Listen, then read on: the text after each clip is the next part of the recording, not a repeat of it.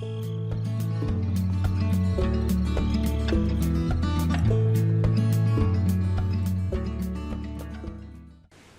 Kavakis here for My Take. Today we're going to take a look at Brooklyn's 1965 Chevrolet Impala SS Convertible. Now this is a second peek at this car. It's been out for a little while, but there's a lot of details in it, and maybe there have been some unflattering photos that have floated around a little bit, so I think it's worthy of a closer look.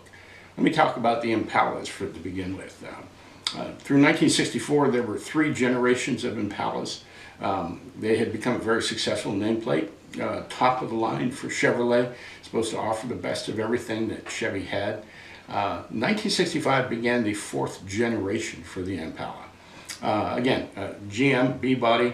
A lot of people think the 1965 designs from all of the makers in the domestic United States production kind of hit their stride. Very flowing lines, unified designs.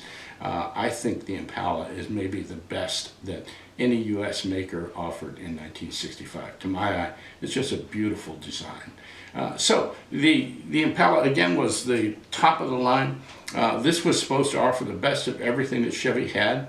There was a $200 option that you could pay to bump up to a trim level called Caprice. A new nameplate in 65 became a separate nameplate in 66. The design worked. The full-size Chevrolet set an all-time sales record for full-size cars, 1.67 million cars, never to be seen again by any maker. The Impala alone set a all-time sales record for a single nameplate. Over 1 million Impalas were sold. So we've just never seen those types of numbers again. That design just clicked with the public. It was available with a wide variety of engines. 250 cubic inch 6 for the early part of the year. The 409 was available, legendary engine. But as the year progressed, they introduced the 396, which became just an icon of performance. That 396 was available with up to 425 horsepower. So Brooklyn has given us a representation of this car. They came out with the coupe first. The coupe was nice. It was hotly anticipated. They did a nice job on the coupe. Then they came out with the convertible. Now, most manufacturers, when they do the convertible version of the coupe, it's a way of kind of amortizing the cost of the Masters. You know, there's not a whole lot of difference. They kind of chop the roof off and then give us a convertible version. But Brooklyn kind of stepped to the plate on this one. So let's put it on the turntable. Let's take a look at it and look at some of the detail we see here. The first thing I want to mention is the colors. Rally red, it's perfect. The paint's good. We always expect a good finish from Brooklyn, but this color is accurate.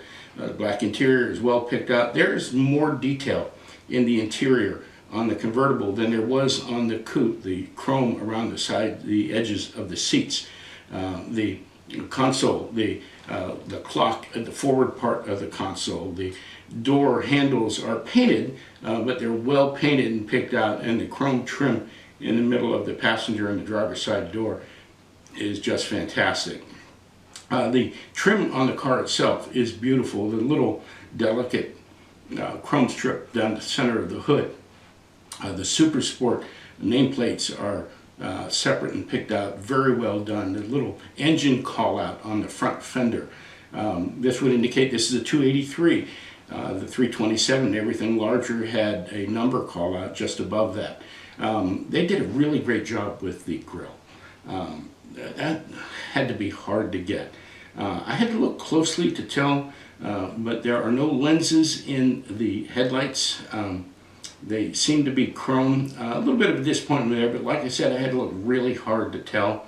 The Chevy V symbol on the front of the hood and on the trunk are very delicate, very well done. The 3 taillights in the back, which are kind of iconic, they just handled that whole rear end really well.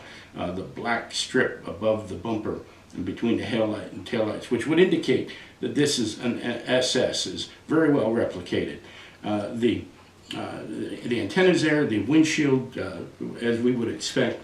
is done well to scale, very delicately handled. The windshield wipers are well represented. The wheel covers, they have replicated the spinner wheel covers. They look to be a little bit small to me and could use a little black wash, but I've mentioned this before. Getting a proper wheel cover in 143rd is very difficult, and Brooklyn's done a good job of representing what these things look like. Tires are right, white wall's right. They've just done a really nice job on the car. And so, like I said, this car's been out. There have been some unflattering photos showing it, and I'll tell you something, in hand, the car is spectacular. It's definitely worth a second consideration. If you like convertibles, if you like iconic designs, this is a good one. Let's go to the 5-star rating. On fidelity, I'm going to give this a 5. Trim, lensing, and badging, in spite of the lack of lensing on the headlights, they look good. So I'm going to give it a 5. I'm going to give it a 5 on the color. They nailed the color really well.